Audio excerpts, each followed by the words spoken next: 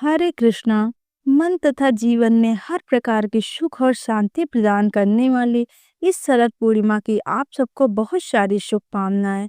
इस धरातल पर अमृत की वर्षा करने वाले चंद्रदेव तथा आपके परिवार पर अपनी कृपा समृद्धि ऐश्वर्य और शांति की वर्षा करें, यही प्रार्थना हम करते हैं।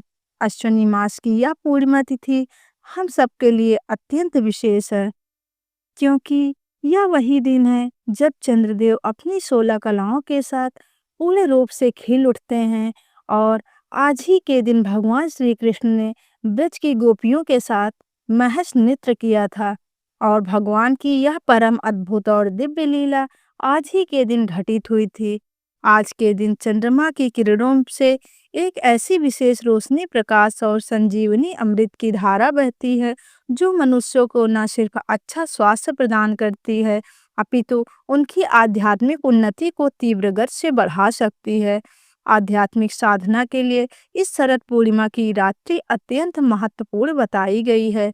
तो चलिए, आज के ऐसे सुंदर, सुखमय और शांतिपूर्ण मंगलमय अवसर पर हम शरद पूर्णिमा की कथा का श्रवण करते हैं। आइए आज की कथा आरंभ करते हैं। यह कथा है भगवान श्री कृष्ण और उनके सर्वश्रेष्ठ भक्त ब्रज की गोपियों के साथ जुड़ी हुई। और शरद पूर्णिमा के दिन ही भगवान श्री कृष्ण ने यह महस नृत्य लीला की थी। यह उस समय की बात है जब भगवान श्री कृष्ण की आयु 8 वर्ष की हो चुकी थी। उस समय एक दिन शरद ऋतु की रात्रि में, जब चंद्रमा अपनी पूर्ण 16 कलाओं के साथ आकाश में उदित हुए थे और चारों ओर उनकी मधुर चांदनी बिखरी हुई थी, अनेक पुष्प और लताएं इस सुंदर श्वेत वातावरण में सुगंधित वायु की लहरों पर नृत्य कर रहे थे। भंवरे अपनी सुगंध प्रसारित करते हुए अनेक पुष्पों पर विहार कर रहे थे। और तब श्री कृष्ण को याद आया कि किस प्रकार वृंदावन की गोपियों ने उन्हें पति रूप में प्राप्त करने के लिए देवी कात्यायनी की पूजा, आराधना और व्रत किया था। इसीलिए उन सब की इच्छाओं को पूर्ण करने के लिए भगवान श्री कृष्ण ने सोचा कि शरद पूर्णिमा की रात्रि इस महारास नृत्य के लिए सबसे श्रेष्ठ हो सकती है। हालांकि भगवान श्री कृष्ण स्वयं पूर्ण पुरुषोत्तम परम भगवान है और वे सभी इच्छाओं से और प्रकृत गुणों से परे हैं, लेकिन वे अपने भक्तों की इच्छा पूर्ति के लिए स्वयं को माध्यम बनाते हैं। और उस शरद पूर्णिमा के दिन अपने भक्तों की इच्छा को पूर्ण करने के लिए उन्होंने ब्रजगोपियों के साथ महारास नृत्य की इच्छा प्रकट की थी। भौतिक दृष्टि से देखने पर भगवान द्वारा किया गया यह रास नृत्य एक सामान्य स्त्री और पुरुष के बीच होने वाले नृत्य जैसा लगता है, और कई बार लोग इसे अपनी मर्दित भौतिक दृष्टि से देखने की और समझने की कोशिश करते हैं, जिस प्रकार इसे गलत समझा जाता है। और सामान्य मनुष्य अपनी बुद्धि अवस्था में जब इसका अनुकरण करने का प्रयास करता है, तो वह इस दिव्य लीला को समझे बिना मात्र उसके प्रति अपराध ही कर बैठता है। इसीलिए भगवान के इस रास नृत्य लीला को हमें कभी भी साधारण नहीं समझना चाहिए। भगवान स्वयं प्रकृति के सभी गुणों से ऊपर हैं। उनके अंदर हमारे जैसे कोई भी भौतिक विकार नहीं है। इसीलिए हम भगवान की इस लीला को अपनी भौतिक इंद्रियों से कभी भी नहीं समझ सकते। इस बात को हमें हमेशा याद रखना चाहिए। इसीलिए इसका सबसे श्रेष्ठ उपाय यही है कि हम अपने आचार्यों के आदेश और उनके द्वारा किए गए निर्देशों का ही अनुसरण करें, क्योंकि वृंदावन की गोपियों की स्थिति भगवान के सभी भक्तों में सबसे ऊपर और सबसे श्रेष्ठ है। श्री कृष्णदास कविराज गोस्वामी चैतन्य चरितामृत ग्रंथ में प्रेम और काम, इन दोनों के बीच में अंतर को समझाते हुए लिखते हैं। काम प्रेम दो कार विभिन्न लक्षण। जिस प्रकार लोहे और सुवर्ण के अंदर विभिन्न गुण होते हैं, उसी प्रकार काम और प्रेम में दो भिन्न भिन्न लक्षण हैं। स्वयं की इंद्रियों को तृप्त करने की इच्छा को काम कहते हैं, लेकिन श्री कृष्ण की इंद्रियों को प्रसन्न करने की इच्छा को प्रेम कहते हैं। तो यह गोपियों द्वारा किया गया यह रास नृत्य श्री कृष्ण की इच्छा को पूर्ण करने हेतु किया गया था। इसीलिए वह पूर्ण और शुद्ध प्रेम का प्रतीक है। शरद ऋतु की रात्रि में आकाश चंद्रमा की पूर्ण कलाओं से प्रकाशित हो चुका था। क्षितिज पर लालिमा छाई हुई थी।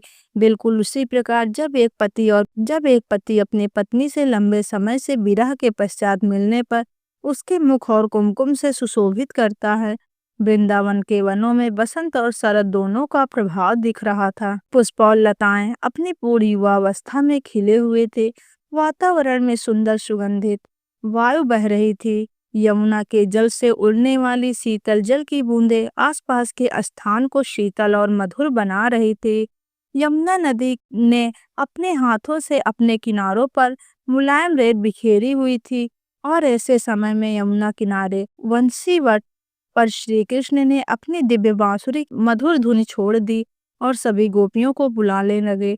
इस बांसुरी की धुन में विशेष बात यह थी कि वह न सिर्फ एक ही राग सुना रही थी, बल्कि वृंदावन में जितनी भी गोपियां थी जिन्होंने श्री कृष्ण को पति रूप में प्राप्त करने की इच्छा व्यक्त की थी, उन सभी के वह नाम पुकारते हुए सभी को व्यक्तिगत रूप से भगवान का संदेश दे रही थी। प्रत्येक गोपी को कृष्ण के इस बांसुरी के सुर में अपना अपना नाम सुनाई दे रहा था और उसमें यह संदेश भी था कि कृष्ण आपसे नृत्य कराना चाहते हैं। उस समय वह सभी गोपियां अपने अपने घरों में विभिन्न कार्य कर रही थी, जैसे कि कुछ गायों का दूध निकाल रही थी, कुछ अपने बच्चों को खाना खिला रही थी, कुछ घर के कामों में व्यस्त थी। और फिर श्री कृष्ण का यह संदेश मिलते ही वे सब अपने अपने काम आधे अधूरे छोड़कर तुरंत उसी क्षण भगवान की इच्छा को पूरा करने के लिए मध्य रात में उस समय में भगवान श्री कृष्ण के पास आ पहुंचे। उस समय उनकी एकमात्र इच्छा श्री कृष्ण की इच्छा को पूर्ण करने की और उन्हें प्रसन्न करने की थी। इसीलिए यह रासलीला नित्य दिव्य स्तर पर कहलाता है। जब सभी गोपियां इस प्रकार भगवान के पास एकत्रित हो गई तो भगवान ने उनकी परीक्षा लेते हुए मजाक में उनसे कहने लगे, हे गोपियां, आज सभी का यहाँ मेरे पास स्वागत है। बताइए क्या बात है? वृंदावन में सब ठीक तो है ना? मैं आपकी किस प्रकार सेवा कर सकता हूँ? वैसे आपको इस प्रकार मध्य रात में अपने घरों को छोड़कर यहाँ नहीं आना चाहिए था, क्योंकि इस समय जंगल में बहुत सारे हिंसक पशु अपना शिकार ढूंढते हुए फिरते रहते हैं। ऐसे में तुम सबको इस प्रकार मुक्त होकर विचरण नहीं करना चाहिए। और वैसे भी तुम सबको युवान और सुंदर स्त्रियां हो, सामाजिक दृष्टि से भी आपके लिए इस प्रकार मध्य रात में अकेले बिना अपने पति के बाहर घूमना अच्छी बात नहीं है। इसीलिए शीघ्र ही वापस अपने घर चली जाओ, तुम्हारे पति तुम्हारी प्रतीक्षा कर रहे होंगे। तब गोपियों ने श्री कृष्ण के इस प्रकार के औपचारिक वचनों को सुना तो वे सभी बड़ी उदास हो गए। उन्हें क्रोध भी आया कि एक तो कृष्ण पहले बुलाते हैं और फिर अभी ऐसा बोलते हैं। लेकिन अंततः वे सभी गोपियां श्री कृष्ण के सामने रोने लगी और रोते हुए उनसे कहने लगी, हे कृष्ण, तुम अत्यंत क्रूर हो। भले ही तुम परम भगवान हो और अपनी इच्छा अनुसार कुछ भी कर सकते हो, लेकिन हम पूर्ण रूप से तुम्हें समर्पित हैं। हम सब कुछ छोड़कर तुम्हारे पास आए हैं। हम तुम्हारी भक्त हैं। कृपया हमारा त्याग मत करो। तुम्हें पति रूप में प्राप्त करने की हमारी इच्छा को पूर्ण करो। हमारे हृदय को तुमने आकर्षित किया है और तुम्हारे बुलाने पर ही हम यहाँ आए हैं। जिस प्रकार भगवान नारायण उनके शरण में आए हुए भक्तों को स्वीकार करते हैं, उसी प्रकार तुम्हें भी अपने शरण में आई हुई हम सब साधारण ग्वालियों कन्याओं को स्वीकार करना चाहिए। जब श्री कृष्ण ने गोपियों की इस प्रकार आर्तनाद से निकली हुई प्रार्थना को सुना तो वे बड़े प्रसन्न हुए और उन्होंने उन सभी गोपियों की इच्छा को पूर्ण करते हुए शरद पूर्णिमा की रात्रि में चंद्र के प्रकाश में महेश नृत्य लीला की, जिसे देखने के लिए आकाश से सभी देवी देवता एकत्रित हो गए और उसमें हिस्सा लेने के लिए स्वयं भगवान शिव वृंदावन की धरती पर आ पहुंचे। चारों दिशाएं एक सुर और ताल में नृत्य करने लगी। आकाश में गंधर्व, यक्ष, किन्नर और अप्सराएं अपने अपने वाद्य यंत्र बजाते हुए नृत्य और गायन करने लगी। भगवान के इस दिव्य आध्यात्मिक अलौकिक लीला को देखकर सभी लोकों में वासी उन पर पुष्पों की वर्षा करने लगे। और यह रास नृत्य शरद पूर्णिमा की इसी रात्रि में हुआ था। क्योंकि ब्रह्मा जी की एक रात्रि तक चला था, इसीलिए शरद पूर्णिमा के दिन हम भगवान की इस दिव्य लीला को याद करते हुए समझ सकते हैं कि भगवान श्री कृष्ण अपने भक्तों पर कृपा करने के लिए, उनकी इच्छा को पूर्ण करने के लिए सदैव तत्पर रहते हैं। और उनके सभी भक्तों में सबसे श्रेष्ठ हैं वृंदावन की गोपियां और उसी गोपी भाव में जो श्री चैतन्य महाप्रभु गाते हैं। आप लोगों को ये छोटी सी शरद पूर्णिमा की कथा कैसी लगी?